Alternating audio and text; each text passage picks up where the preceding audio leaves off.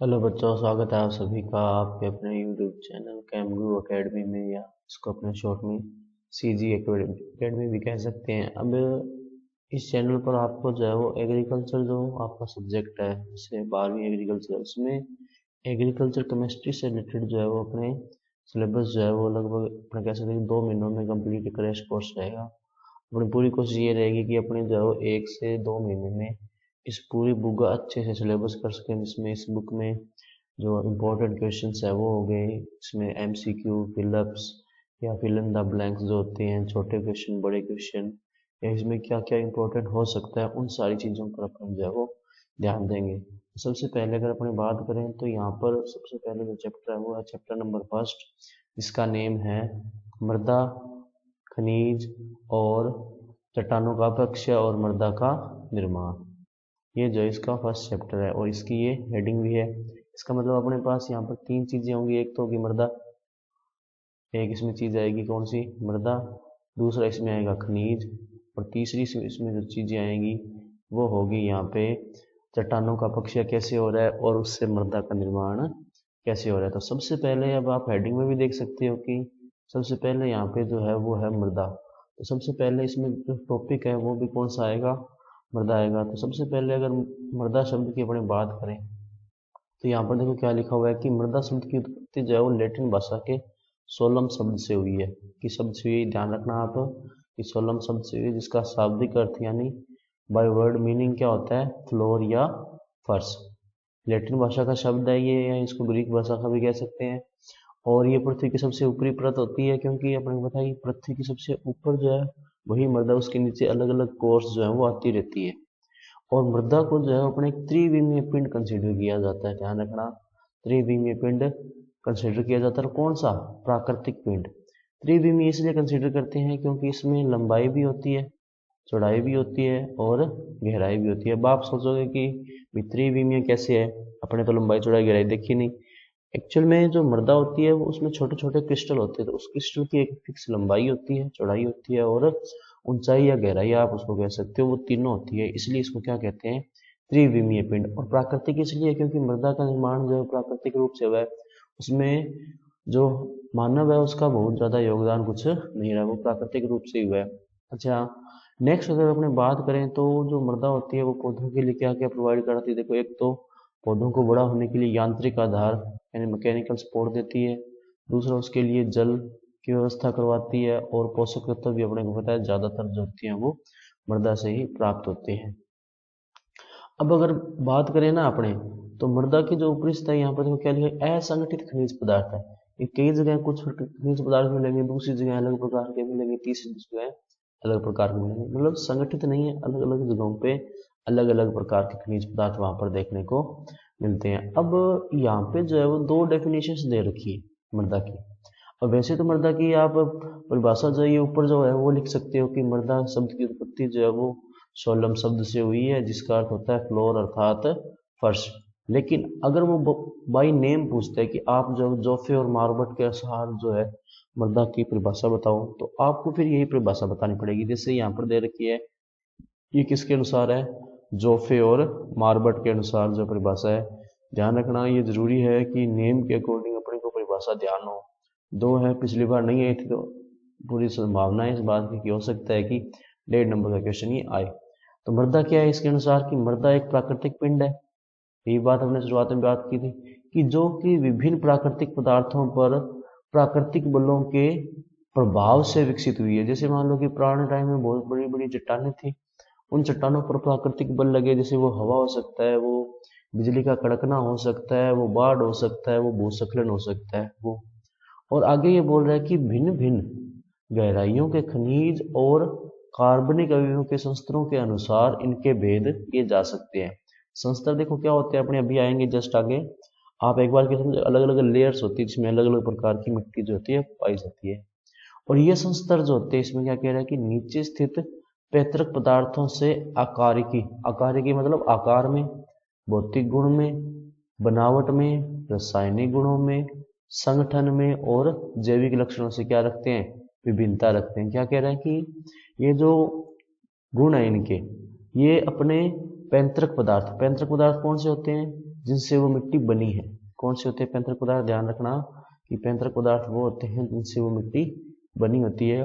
उससे ये एक तो आकार में अलग हो सकते हैं, भौतिक गुणों में अलग हो सकते हैं, बनावट में अलग हो सकते हैं, रासायनिक संगठन, रासायनिक गुण और जैविक लक्षणों में भिन्न हो सकते हैं। क्योंकि हो सकता है कि उनका जो पैतृक पदार्थ है वो समान हो, लेकिन जब मिट्टी का निर्माण हुआ तो अलग अलग स्थितियों में या अलग अलग वातावरण में मिट्टी का जो अपने ये कह सकते हैं कि उसको जो वातावरण मिला वो अलग अलग था। तो इसके कारण इसके ये सारे गुण जो है वो भी क्या हो गए? अलग अलग हो गए। नेक्स्ट इसके बाद में जो अपनी आती है परिभाषा वो है कि बकमैन और ब्रेडी। ये ध्यान रखना कि बकमैन और ब्रेडी के अनुसार भी जो है वो एक परिभाषा दी गई थी। वो कौन सी है? वो देखो ये वाली। तो ये क्या कहता है इसमें देखना कि मृदा एक प्राकृतिक पिंड है। ये बात अपने पहले भी पढ़ चुके हैं, ऊपर वाली परिभाषा में भी ये बात आई थी, यहाँ पर भी है कि जो विच्छेदित एवं अपक्षयित, एक तो टूटे हुए और एक अपक्षयित खनिज पदार्थों और कार्बनिक पदार्थों के सड़ने से बने विभिन्न पदार्थों के परिवर्तनशील मिश्रण से परिच्छेदिका के रूप में विकसित है। परिच्छेदिका क्या होती है? अभी जस्ट आएगा अपने इससे थोड़ा सा आगे जाओ। परिच्छेदिका आती है एक्चुअल में क्या होता है ना कि कोई मिट्टी कोई किसी भी जगह की अगर उसका एक ऊर्ध्वाधर अगर अपने एक सेक्शन काट रहे हैं तो उसमें जो अलग अलग लेयर्स दिखाई दे रही होती है, अलग अलग जो परतें दिखाई दे रही होती है, उनको तो बोलते हैं अपने संस्तर। और उस पूरे जो काट क्षेत्रफल होता है उसको बोलते हैं परिच्छेदिका। वो आगे आ जाएगा, आप टेंशन मत लीजिए इसमें, ठीक है। और उसके बाद में अगर बात करें तो पृथ्वी जो है पतले आवरण के रूप में ढकती है। जो मृदा है पृथ्वी को एक पतले आवरण के रूप में रखती है, क्योंकि आगे आप पढ़ोगे लगभग 30 सेंटीमीटर तक, जो 15 से 30 सेंटीमीटर तक अपने कह सकते हैं कि मृदा होती है। उसके बाद में जो अलग अलग प्रकार के जो पैतृक पदार्थ होते हैं या चट्टानें वगैरह होती है वो आने लग जाती है। और आगे क्या कह रही है कि यह जल एवं वायु की उपयुक्त मात्रा के मिलने पर पौधों को यांत्रिक आधार पर जीविका प्रदान करती है। तो परिभाषा क्या हुई कि मृदा एक प्राकृतिक पिंड है जो विच्छेदित और अपक्षयित खनिज पदार्थों और कार्बनिक पदार्थों के सड़ने से बने विभिन्न पदार्थों के मिश्रण से परिच्छेदिका के रूप में विकसित होती है। कि भी कई सारे प्राकृतिक पिंड थे, उनमें विच्छेदन हुआ कि अपक्षयन हो गया, जिसके कारण कार्बनिक और अकार्बनिक पदार्थ सड़े गले और उसके बाद में वो मिक्स हुए और मिक्स होने से एक परिच्छेदिका के रूप में विकसित हो गए। और ज़्यादातर क्या होती है कि मृदा जो होती है एक पतले आवरण के रूप में पृथ्वी को ढकती है, और अगर वायु और उपयुक्त मात्रा में जल मिले तो इसको पौधों को क्या करती है? यांत्रिक आधार प्रदान करती है। अब ये दो परिभाषाएं होंगी दोस्तों, ध्यान रखना इस बात में कि परिभाषा अगर सीधी पूछी जा रही है तो आप कोई भी लिख सकते हो। जैसे सबसे पहले ऊपर वाली आई थी वो सोलम वाली, मेरे को पता वो थोड़ी आसान रहेगी। ये वाली जो परिभाषा थी सबसे पहले जो ऊपर आई थी, जिसमें सोलम शब्द से उत्पत्ति हुई है जिसका अर्थ होता है फ्लोर या फर्श, बस इतनी परिभाषा से चल जाएगा। लेकिन अगर वो बाई नेम पूछ रहे जैसे जोफे और मार्बट के अनुसार या बकमैन और ब्रेडी के अनुसार, तो आपको ये चीज़ ध्यान रखनी है कि इसमें जो पूछा गया है वही अपने को बताना होगा एग्जैक्ट। जैसी ये परिभाषा है उसमें फिर अपने चेंज नहीं कर पाएंगे। उसके बाद है मृदा की विशेषताएं। तो मृदा ध्यान रखना क्या होता है? एक प्राकृतिक पिंड होता है, ये अपने पहले ही पढ़ चुके हैं। और प्राकृतिक पिंड है क्योंकि अपने इसको बनाने में जो है जो मानव है उसका कोई योगदान नहीं है, प्राकृतिक रूप से ये बनी है।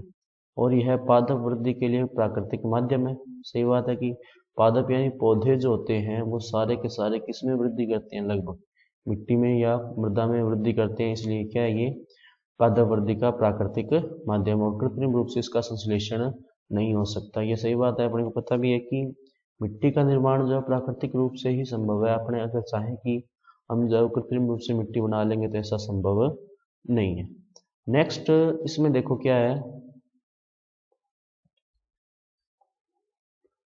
इसमें कई सारी जो है विशेषताएं दे रखी है। कि पहली क्या दे रखा है कि ये विभिन्न संस्तरों में विभाजित होती है। किसमें विभाजित होती है? विभिन्न संस्तरों में। मतलब एक ही जगह अगर अपने मिट्टी खोदते हैं, जैसे मान लो गड्ढा खोदते हैं, अगर अपन जैसे मान लो कुआं वगैरह खोदते हैं, तो आप देखते हो कि अलग अलग जैसे जैसे गहराई चेंज होती जाती है वैसे वैसे मिट्टी का टाइप भी चेंज। कई जगह बलुई मिट्टी आ जाती है, बीच में चिकनी मिट्टी आ रही होती है, बीच में लाल मिट्टी आ जाती है, बीच में जो कई बार काली मिट्टी आ जाती है। तो वही बात ये बोल रहे कि विभिन्न संस्तरों में विभाजित होती है। मतलब है तो भूमि वही, लेकिन जैसे जैसे गहराई या अपने कहें कि गहराई में परिवर्तन होगा तो उसी प्रकार संस्तरों में विभाजित होती रहती है, अलग अलग जो है वो लेयर्स या परतें आ जाती है। तो संस्तर को आप एक तरह से परत मान कर चलो, ठीक है। और पदार्थों के संचार जैसे जल का संचार हो रहा है, पृथ्वी की सतह से भूजल में स्थानांतरण हो गया, खनिज पदार्थों का स्थानांतरण हो गया, और संचयन, खनिज पदार्थों का संचयन भी तो करती है। अपने को पता है कि जितने भी खनिज पदार्थ है वो सारे मृदा से प्राप्त होते हैं। एक तो स्थानांतरण कर रही है और एक क्या कर रही है, संचयन कर रही है, के कारण मृदा में विभिन्न परतें होती है, और इन्हीं स्थानांतरण और संचयन के कारण मृदा की परतें क्या होती है, भिन्न भिन्न होती है। कि किसी मृदा में हो सकता है लोहा ज्यादा होगा तो उसका रंग थोड़ा क्या हो जाएगा, लाल होगा। अगर किसी में ह्यूमस ज्यादा होगा तो उसका रंग क्या हो जाएगा, काला हो जाएगा। अगर उसमें ह्यूमस बहुत ज्यादा नहीं है, लोहा वगैरह भी नहीं जाता, वो बलुई मृदा होती है या रेतीली मृदा, रेत जिसको कह सकते हैं। और दूसरी इसकी विशेषता क्या है कि मृदा के विभिन्न पैतृक पदार्थों, क्या है, विभिन्न पैतृक पदार्थों और जलवायु संबंधी कारकों के कारण आकारिकी, रासायनिक व जैविक अंतर पाए जाते हैं। मैंने अभी बताया था आपको कि हो सकता है कि दो अलग अलग जगहों की मृदाएं अलग अलग हों, लेकिन उनकी हो सकता है कि जो पैतृक पदार्थ है यानी जिससे वो मृदा बनी है वो समान रही होगी। क्यों? क्योंकि पैतृक पदार्थ समान होते हुए भी मृदा किस प्रकार की बनेगी ये इस बात पर निर्भर करेगा कि वो मृदा बनने में उस टाइम वहाँ का वातावरण कैसा था या उसको किस तरह का वातावरण मिला है। जिस तरह का वातावरण मिलता है उसी के आधार पर रासायनिक, जैविक और आकारिकी यानी उसका आकार एक तरह से किस तरह का होगा वो अंतर पाए जाते हैं। अब बाद में बात आती है कि मृदा के कार्य क्या होते हैं। तो देखो मृदा के क्या क्या कार्य हैं। सबसे पहला इसका कार्य है कि भूपपड़ी यानी अर्थ की क्रस्ट जो होती है, मतलब सबसे ऊपरी हिस्सा। भूपपड़ी यानी पपड़ी मतलब क्या होती है, सबसे ऊपरी आती है, जो होती है अपने बोलते हैं जैसे पपड़ी आ गई कोई भी चीज पे तो वो क्या होती है, सबसे ऊपर आती है। इसका मतलब है कि सबसे ऊपरी हिस्सा जो है जिस पर अपन चल रहे हैं, अपने जो खेती करें उसकी बात करेंगे भूपपड़ी। और वायुमंडल के मध्य में मृदा एक आंतरिक सतह पर इंटरफेस होती है। भाई ऊपर ऊपर जो अपने पता है अपने ऊपर जो है वो आकाश है और जो मृदा होगी वो बीच में आ गई, और उसके बाद में उसके नीचे जो क्रस्ट जिसको बोलते हैं वहां पर क्या होगी, वो भूपपड़ी हो गई, या वहां पर जो है भूपपड़ी हो गई, उसके बीच में जो है वो कौन आ गई, मृदा आ गई। तो इस प्रकार से अपने ये कह सकते हैं कि यह प्राकृतिक संसाधनों जैसे ऊर्जा, जल, गैस और पोषक तत्वों का पुनः चक्रण करती है। अपने को पता है कि जो पोषक तत्व होते हैं उनका पुनः चक्रण मृदा करती है। जैसे मान लो कोई कोई पौधा है वो सड़ जाएगा, पौधा अगर सड़ेगा तो उसमें से जो पोषक तत्व है वो मिट्टी में मिल जाएंगे। उस मिट्टी में मिले हुए पोषक तत्व जो है वो दोबारा किसी दूसरे पौधे को प्राप्त होंगे। हो सकता है उस पौधे को कोई जो है वो जानवर खा ले या हो सकता है मनुष्य खा ले।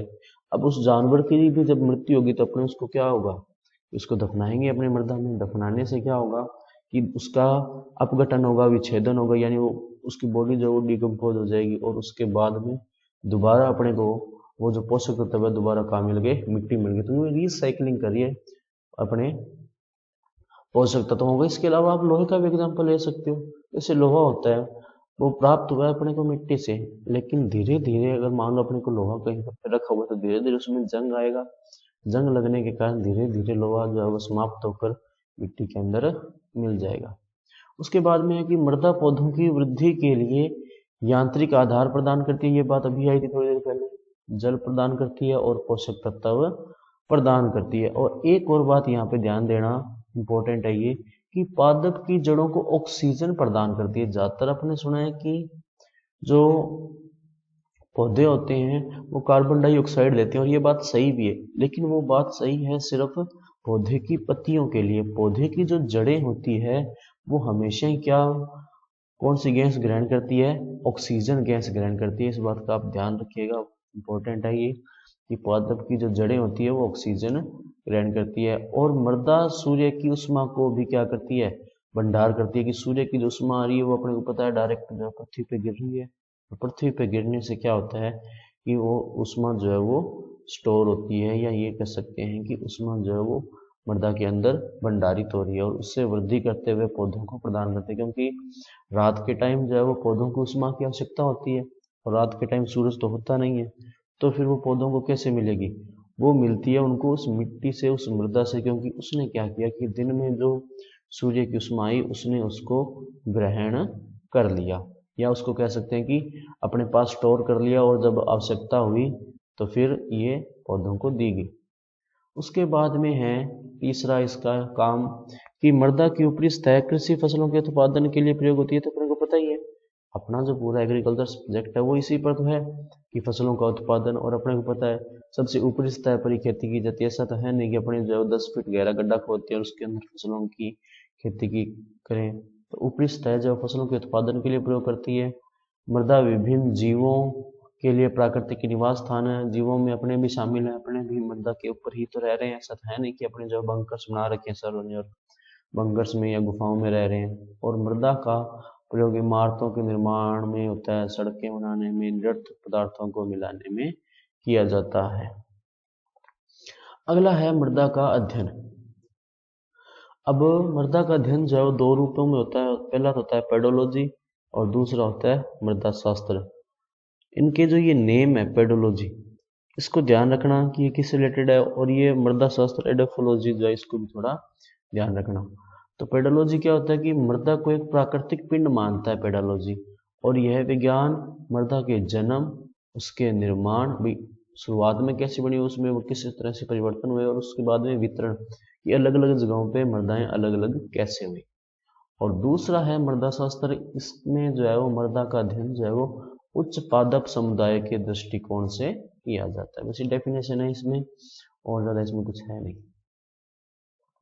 नेक्स्ट अगर अपने बात करें तो यहाँ पर आता है कि मृदा एक प्राकृतिक पिंड। अपने अभी तक पढ़ रहे हैं कि मृदा एक प्राकृतिक पिंड है, लेकिन ये मृदा को प्राकृतिक पिंड क्यों दिया? क्योंकि मृदा जो है वो 3 शर्तें जो है वो पूरी करती है। वो शर्तें कौन सी है वो देखो ध्यान से, कि मृदा एक प्राकृतिक पिंड है और इसका अपना एक स्वतंत्र अस्तित्व है। मृदा का अस्तित्व जो अपने आप में स्वतंत्र है, ये किसी पर निर्भर नहीं कर रही या किसी और चीज पर निर्भर नहीं कर रही कि अगर वो चीज खत्म होगी तो मृदा जो खत्म हो जाएगी। मृदा रहेगी, हो सकता है कि उसके पोषक गुण खत्म हो जाए, लेकिन मृदा जो है वो अस्तित्व में रहेगी। अब मृदा एक जीवित पिंड है। जीवित पिंड इसलिए है क्योंकि जीवित पदार्थों के समान मृदा का धीरे धीरे क्या होता है, विकास होता है। अपने को पता है कि किसी भी क्षेत्र में कोई मिट्टी होती है, वो धीरे धीरे जो होती है अपना रूप स्वरूप होती है वो बदलती रहती है। कि ये कह सकते हैं कि उसके जो गुण है वो चेंज होते रहते हैं। हो सकता है वो रासायनिक गुणों में परिवर्तन हो सकता है, भौतिक गुणों में, या हो सकता है जैविक गुणों में वो परिवर्तन हो। और इसका जन्म पैतृक पदार्थों से हुआ। पैतृक पदार्थ मैंने अभी बताया था आपको कि ऐसे पदार्थ जो मृदा निर्माण में सहायक है। पैतृक का मतलब जैसे हम बोलते हैं ना पितर, पितर मतलब पिता हो गया, या जिस जो अपने जन्मदाता है। इसी तरह पैतृक पदार्थ का मतलब क्या हुआ कि जिससे मिट्टी का निर्माण हुआ, या जो मिट्टी के जन्मदाता है। पैतृक पदार्थों से या चट्टानों से, क्योंकि पैतृक पदार्थ जो चट्टानें ही होंगी। आगे अपने पढ़ेंगे कि ऐसा क्यों है। और यह परिपक्व अवस्था को पहुंचकर पूर्ण प्रोफाइल यानी परिच्छेदिका के रूप में विकसित हो जाती है। और मृदा को एक गतिशील प्राकृतिक पिंड कहते हैं। क्या कहते हैं? गतिशील प्राकृतिक पिंड। और ये जो है जीव और सूक्ष्म जीव मृदा के कार्यों को भी प्रभावित करते हैं। अब आगे ये जो दिया हुआ ये थोड़ा सा ध्यान दीजिएगा कि मृदा जो है एक प्राकृतिक पिंड है। अपने अब तक हो गए इतना टाइम पढ़ते हुए कि मृदा जो प्राकृतिक पिंड है। लेकिन क्यों है? क्योंकि इसमें 3 शर्तें जो है वो लागू होती है। पहला तो कि ये गहरी होती है, मतलब इसमें कोई ना कोई गहराई या अपने कह सकते हैं कि ऊंचाई होती है, हाइट होती है। और इसमें पृष्ठ क्षेत्रफल भी होता है, क्योंकि शुरुआत में उसने बोल दिया कि मृदा जो है वो एक त्रिविमीय पिंड है। त्रिविमीय पिंड है मतलब लंबाई, चौड़ाई और ऊंचाई है। अगर लंबाई, चौड़ाई और ऊंचाई है तो इसका पृष्ठीय क्षेत्रफल भी होगा। ये बात अपने को पता होनी चाहिए कि अगर लंबाई, चौड़ाई और ऊंचाई अगर दो दे रखी है तीनों, तो पृष्ठ क्षेत्रफल होगा ही होगा। वो कम हो ज्यादा हो इस बात पर अपने भी नहीं जाते हैं। और यह विनाशकारी एवं संश्लेषित प्रक्रमों से उत्पन्न एक प्राकृतिक पदार्थ है। अब इस लाइन का क्या मतलब हुआ? इसका मतलब देखो कि जैसे मान लो शुरुआत में जो है वो चट्टानें रही होंगी। अब चट्टानों का जो है विनाश हुआ, या उनका जो अपने कह सकते हैं कि अवच्छेदन हुआ या विच्छेदन हुआ, या वो टूट गई। ठीक है। अब वो टूटी कैसे? वो हो सकता है कि वहां से जो वहां पर बाढ़ आ गई हो उससे टूट गई हो, या हो सकता है भूस्खलन हुआ हो वहां से टूट गई हो, या ऐसा हो सकता है कि हवा से भी ध्यान रखिएगा बच्चों की चट्टानें जो है वो टूट सकती हैं, हालांकि बहुत टाइम लेंगी लेकिन टूट जाएंगी। या हो सकता है कि उनके ऊपर कोई प्राकृतिक रूप से कोई आपदा आ गई, जैसे बिजली गिर गई है, तो उनसे क्या हुआ कि पहले वो चट्टानें टूटी। तो ये तो जो चट्टानों का टूटना है वो तो कौन सा प्रक्रम हो गया? विनाशकारी प्रक्रम। लेकिन जब वो चट्टानें टूट के छोटे छोटे टुकड़ों में टूट गई, छोटे छोटे टुकड़ों में टूटने के बाद में उससे मृदा का निर्माण हुआ, ये कौन सा प्रक्रम था? संश्लेषित का। पहले चट्टानों का टूटना वो विनाशकारी प्रक्रम था, लेकिन टूटने के बाद में वो जो छोटे छोटे टुकड़े बने चट्टानों के, उससे मृदा का निर्माण होना, वो कौन सा प्रक्रम हो गया? संश्लेषित प्रक्रम का। इसीलिए मृदा क्या है? प्राकृतिक पदार्थ। अगर ये बोल भी रहा है कि इस प्रकार मृदा एक क्या है? प्राकृतिक पदार्थ है। इसमें विशेषताओं जैसे विनाश और संश्लेषण। विनाश मैंने अभी बताया कि चट्टानों का विनाश हुआ, विनाश से छोटे छोटे टुकड़े हुए, उससे मृदा का संश्लेषण हुआ तथा परिवर्तन की पूर्ति होती है। परिवर्तन क्या होती है? पूर्ति। इस प्रकार हम देख सकते हैं कि मृदा कार्बनिक एवं खनिज पदार्थों का एक प्राकृतिक पिंड है।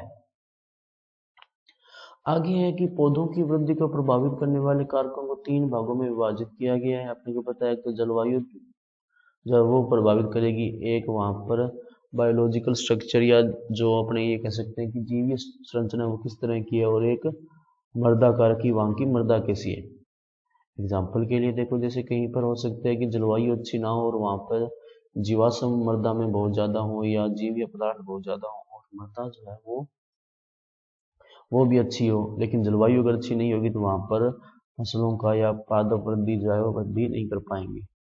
उसके बाद में है कि मृदा वर्ग में इतना कोई खास है नहीं, इसमें आप छोड़ दो इसको। अब आगे अगर इसमें देखें तो आवश्यक खाद्य तत्व, वे इसेंशियल न्यूट्रिएंट्स कौन कौन से, हालांकि इसके बारे में आगे पूरा चैप्टर पर पढ़ लेते हैं अपने एक बार के लिए।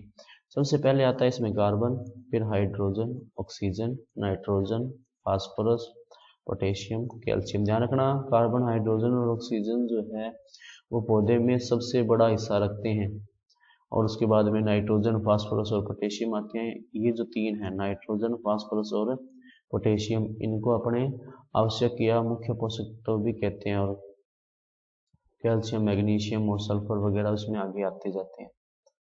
और गंधक तथा अन्य सूक्ष्म पोषक तत्वों की आवश्यकता होती है मृदा को। फास्फोरस, पोटेशियम, गंधक यानी सल्फर, कैल्शियम, लोहा, बोरोन, मैग्नीज, जस्ता, तांबा, मोलिब्डेनम और क्लोरीन प्राप्त होती है। नाइट्रोजन मृदा तथा हवा दोनों से मिलती है, ये बात ध्यान रखना। क्योंकि देखो, नाइट्रोजन जो है मृदा से मिल रही है क्योंकि वातावरण में नाइट्रोजन बहुत है, और जो नाइट्रोजन स्थिरीकरण बैक्टीरिया जैसे राइजोबियम वगैरह होते हैं वो प्रोवाइड करवा रहे हैं। उसके अलावा अपने मान लो जो मृदा है, मृदा में अपने यूरिया डाल रहे हैं या अमोनियम नाइट्रेट उर्वरक डाल रहे हैं, तो उस उर्वरक से भी पौधों को क्या मिलती है? नाइट्रोजन मिलती है। और उसके बाद में बात आती है कि वायु और जल से जो होते हैं पौधों को क्या मिलते हैं? कार्बन, हाइड्रोजन और ऑक्सीजन। देखो, वायु से हाइड्रोजन मिलेगी, पक्का है अपने को, ऑक्सीजन भी मिलेगी, और जल से क्या मिलेगा? कार्बन और हाइड्रोजन और ऑक्सीजन। तो कार्बन कैसे मिल रहा है? ध्यान देना बच्चों की वायु जो होता है उसमें कार्बन डाइऑक्साइड होती है, तो वो क्या हो गया? एक तरह से कार्बन ही तो हो गया। वही बात ये बोल रहा है कि वायु और जल से पौधों को कौन कौन से 3 पोषक तत्व मिलते हैं? कार्बन, हाइड्रोजन और ऑक्सीजन। इसीलिए आप देखोगे कि अपने मृदा में जितने भी उर्वरक डालते हैं उनमें से किसी में भी कार्बन, हाइड्रोजन या ऑक्सीजन नहीं होता, क्योंकि वो पौधे जो है वो ऑलरेडी वायु और जल से प्राप्त कर रहे हैं। आगे बात आती है आवश्यक पोषक तत्वों के बाद में जल। तो मृदा का प्रमुख अंग है ये, लगभग सभी मृदाओं में जल होता है, कईयों में थोड़ा ज्यादा होता है, कईयों में थोड़ा कम होता है, और नमी के रूप में ज्यादातर ये पाया जाता है। और मृदा में जितने खाद्य पदार्थ पौधे लेते हैं उनमें से पानी का भाग क्या होता है? सबसे ज्यादा, क्योंकि जो पौधा होता है उसमें हाइड्रोजन, ऑक्सीजन और कार्बन सबसे ज्यादा होते हैं। कार्बन जो है वातावरण से आ रहा है CO2 के रूप में, कार्बन डाइऑक्साइड के रूप में, और जल के रूप में जो हाइड्रोजन और ऑक्सीजन आ रहे हैं, वो कहाँ से आ रहे हैं? जड़ों से। जड़ें कहाँ से ले रही है? जो मिट्टी होती है उसमें जो नमी होती है, पानी होता है, उससे। पौधों के लिए पानी की मात्रा कम होने पर भी कोशिकाओं का विस्तार है, विभाजन कम हो जाता है। मैंने बताया ना अभी कि पानी जो है अपने को पता है कि आपने 10वीं क्लास में वो जो ग्लूकोज निर्माण की प्रक्रिया पढ़ी होगी, जिसमें कार्बन डाइऑक्साइड और जल मिलकर जो है ग्लूकोज का निर्माण करते हैं। तो जल जो है वो बहुत जरूरी है। अगर जल कम होगा तो विभाजन अपने आप ही क्या हो जाएगा, कम हो जाएगा। और पौधों में प्रकाश संश्लेषण के लिए भी पानी आवश्यक है। ये वही बात आगे देखो, प्रकाश संश्लेषण मतलब कि CO2 यानी कार्बन डाइऑक्साइड और जल से मिलकर ग्लूकोज बन रहा है। अगर वो जल ही नहीं होगा तो ग्लूकोज कैसे बनेगा, अगर ग्लूकोज नहीं बनेगा तो फिर विभाजन होगा, प्रकाश संश्लेषण वगैरह जो है वो कैसे होगा, वो नहीं हो पाएगा। नेक्स्ट इसमें जो अपने हैं वो है इसमें कि मृदा और क्या क्या करती है वो देखो। यहाँ पर एक और चीज ध्यान रखना आप कि अगर जल नहीं मिलेगा तो जो आवश्यक क्रियाएं हैं वो धीमी पड़ जाएगी। जल एक अच्छा विलायक है। विलायक का मतलब है कि जल से में मिलकर ही बहुत सारे पोषक तत्व जैसे नाइट्रोजन हो गया, फास्फोरस हो गया, पोटेशियम हो गया, वो पौधे को मिलते हैं। ऐसा नहीं होता अपने की पोटेशियम की जरूरत है तो पोटेशियम को डायरेक्ट जो है वो अपने सीधा पौधे को ही दे देंगे, अपने मिट्टी में ही डालेंगे। मिट्टी में जल होगा, उसमें घुलेगा, जब पौधा जल को ग्रहण करेगा तो उसके साथ साथ पोषक तत्व उसको मिलेंगे, यानी पौधे को मिलेंगे। और सवय भी पौधा जो होता है उसके लिए जल पोषक का कार्य करता है। मृदा ताप एवं वायु भी जल के द्वारा नियंत्रित होते हैं। देखो अगर जल नहीं होगा तो तापमान जो वो तेजी से बढ़ेगा और तेजी से क्या होगा, कम। लेकिन मृदा जो ताप होता है और वायु जो होती है वो जल के द्वारा काफी हद तक कंट्रोल की जाती है। खनिज तथा कार्बनिक पदार्थों के चारों ओर जल भ्रमण करता है। भ्रमण करने का मतलब है कि चारों ओर जल ही होता है जिसके अंदर खनिज और कार्बनिक पदार्थ घुले होते हैं और अनेकों पदार्थों को विलय करके मृदा में विलयन बनाते हैं। तो कुछ खास यानी नॉर्मल सी बातें हैं इसमें। आगे है जड़ों के अवशोषण श्वसन के लिए ऑक्सीजन। ये बात मैंने अभी अभी बताई थी आपको कि इस बात को ध्यान देना कि अपने ज्यादातर पढ़ा है कि पौधे जो है वो CO2 यानी कार्बन डाइऑक्साइड जो है वो ग्रहण करते हैं, लेकिन वो सिर्फ पत्तियों के लिए बात सही है। जड़ें जो है वो श्वसन के लिए किसका यूज करती है, ऑक्सीजन का। तो क्या कह रहा है ये कि सभी जीवित पदार्थों के लिए श्वसन क्या होता है, अनिवार्य होता है। और पौधे भी जीवित पदार्थों की श्रेणी में आते हैं क्योंकि ये श्वसन कर रहे होते हैं और श्वसन के लिए ऑक्सीजन क्या है, नितांत आवश्यक है। पौधे की जड़ें श्वसन के लिए, ध्यान से देखना ये क्या कह रहा है कि पौधे की जड़ें श्वसन के लिए ऑक्सीजन मृदा वायु से प्राप्त करती है। ध्यान रखना कि जो मृदा होती है उसके अंदर भी ऑक्सीजन होती है। और ये बताएगा भी कि मृदा वायु में 20% ऑक्सीजन होती है और वैसे वातावरण में अपने को पता लगभग 21-22% होती है।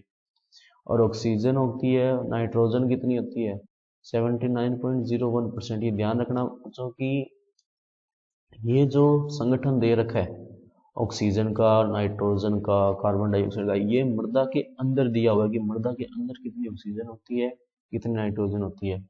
और उसके अंदर कार्बन डाइऑक्साइड कितनी दे रखी है मृदा के अंदर, 0.3%। कार्बन डाइऑक्साइड कितनी दे रखी है, 0.3%। नाइट्रोजन होगी 79.01 और ऑक्सीजन कितनी होगी, 20.3। तो लगभग वातावरण वाला ही है, सिर्फ ये नाइट्रोजन जो वो थोड़ी सी ज्यादा है। और मृदा वायु में उचित मात्रा में ऑक्सीजन न मिलने पर पौधे की जड़ों की वृद्धि नहीं होगी। मैंने कहा ना भाई, पौधे की जड़ों के लिए वो जो है वो ऑक्सीजन जरूरी है। अगर पौधे की जड़ों को ऑक्सीजन नहीं मिलेगी तो वृद्धि नहीं होगी। और अगर जड़ों की वृद्धि नहीं होगी तो अपने ये भी कह सकते हैं कि पौधे की भी वृद्धि नहीं होगी या उसकी वृद्धि रुक जाएगी, क्योंकि जड़ों से ही तो उसको जल मिल रहा है, पोषक तत्व मिल रहे हैं। अगर वो नहीं मिलेंगे तो पौधा कैसे ग्रो करेगा। अगला है यांत्रिक आधार। अब ये बात अपने अब से पहले 2 से 3 बार पढ़ चुके हैं कि मृदा जो होती है वो पौधों को यांत्रिक आधार प्रदान करती है, मतलब एक ठोस आधार प्रदान करती है जिसके ऊपर पौधा खड़ा हो सकता है। अगर अपनी बात करें पानी में अगर पौधा लगाएंगे, अगर उसको खड़ा रखना तो यांत्रिक आधार कुछ का चाहिए, सीधा पौधा खड़ा नहीं हो सकता पानी में। इसी तरह मृदा जो होती है वो पौधे को यांत्रिक आधार प्रदान करती है और उसमें बहुत सारी भौतिक और रासायनिक दशाएं ऐसी होती है जिनमें पौधे की जड़ें आसानी से गहराई तक जा सकती है। जितनी गहराई तक पौधे की जड़ें जाएंगी उतनी ही आसानी से अपने कह सकते हैं कि वो पौधा जो है वो स्ट्रॉन्ग खड़ा रहेगा, या वो जैसे आंधी वगैरह होती है उसके लिए वो रेजिस्ट करेगा या उसको झेल पाएगा।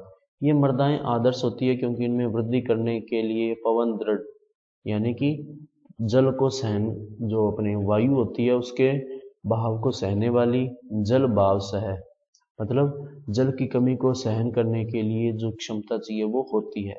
मृदा के एक आयतन में पोषक को शोषित कर सकते हैं। मैंने अभी बताया कि पोषक तत्व भी मृदा में ही होते हैं, मृदा से पौधों को मिलते हैं।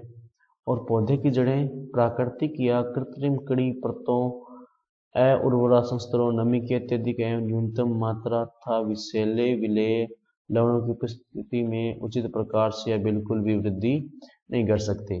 अगर पौधे की जड़ें जब वहां पर है जहाँ पे प्राकृतिक रूप से या कृत्रिम रूप से कड़ी परत है, जैसे होता है ना, मान लो पत्थर हो गया तो पत्थर के ऊपर पौधे की जड़ें जो ग्रो नहीं कर पाएगी। उर्वरा संस्तर मतलब कि ऐसे संस्तर या ऐसी परतें आ गई जहाँ पे उर्वरक है ही नहीं या कोई पोषक तत्व भी नहीं है, उर्वरक या बंजर भूमि आ गई तो वहां पर पौधे की जड़ें गति नहीं कर पाएगी। नमी की बहुत ज्यादा ही मात्रा होगी, जैसे दलदल होता है, या न्यूनतम मात्रा जहाँ पर मतलब नमी बिल्कुल ही नहीं है वहां पर भी गति नहीं कर पाएगी। और विषैले विलेय लवण, विषैले विलेय लवण का मतलब है कि ऐसे लवण जो विषैले हैं प्रकृति में या उनका विषैला प्रभाव पौधों पर पड़ रहा है, तो उस स्थिति में भी वो गति नहीं कर पाएंगे या वो वृद्धि नहीं कर पाएंगे। ठीक है, ये उसके बाद में नॉर्मल सी बातें बोल रहा है कि प्रूफ साइन जो होनी चाहिए, जड़ों को प्रभावित वगैरह करती है, तब इसमें है नहीं। आगे देखो मृदा अवयव, कि मृदा में अवयव जो है वो कौन कौन से हैं। इंपॉर्टेंट है बच्चों, ये ध्यान देना इसमें आपको कि मृदा के अवयव कितने हैं।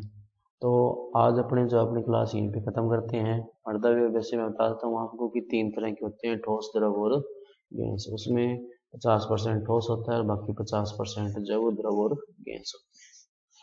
तो बच्चों आज की क्लास में इतना ही। मैं आशा करता हूँ आपको ये पसंद आया होगा। अगर आप पसंद आया है या आपको कोई कमी लगी हो तो आप बता सकते हैं। और अपने इसी तरह ये जो क्रैश कोर्स है वो कंटिन्यू करेंगे। और लगभग अपने कह सकते हैं कि जनवरी के अराउंड जो है अपना ये जो बुक है वो 12 चैप्टर लगभग कंप्लीट हो जाएंगे। तो रेगुलर क्लासें आपको मिलती रहेंगी और अपने इंग्लिश मीडियम का भी इसमें स्टार्ट करेंगे बहुत जल्द। तो अगर आपका कोई दोस्त है जो एग्रीकल्चर केमिस्ट्री में इंग्लिश मीडियम के लिए ढूंढ रहा है तो आप उसको सजेस्ट कर सकते हैं। और एक बात ध्यान दीजिए कि केमिस्ट्री में, स्पेशली एग्रीकल्चर केमिस्ट्री में, आपकी बुक जो है वो सबसे बड़ा नोट्स है। तो किसी भी नोट्स के पीछे मत भागो कि मेरे को किसी के नोट्स मेरे से नहीं मिलेंगे, क्योंकि ये बुक जो है ना इसी में से ही क्वेश्चन आएंगे आपके। नोट्स इसमें कुछ बहुत ज़्यादा अलग इसमें हटाने वाला मटेरियल नहीं है। अब नोट्स वहाँ पे अपने को रिक्वायरमेंट होती है जहाँ पर अपने तक भी ज़्यादा मटेरियल दे रखा है या जो काम का नहीं है। तो यहाँ पर जो जो इम्पोर्टेंट है आप मेरे साथ बुक लेकर बैठ सकते हैं, जो जो मैं आपको अंडरलाइन करवा रहा हूँ वो आप कर सकते हैं। ठीक है, तो बस बच्चों आज की क्लास में इतना ही। मैं आशा करता हूँ आपको ये हमारा जो लेसन है वो थोड़ा समझ में आया होगा। अगर कोई कमी हो तो आप हमें बता सकते हैं। धन्यवाद।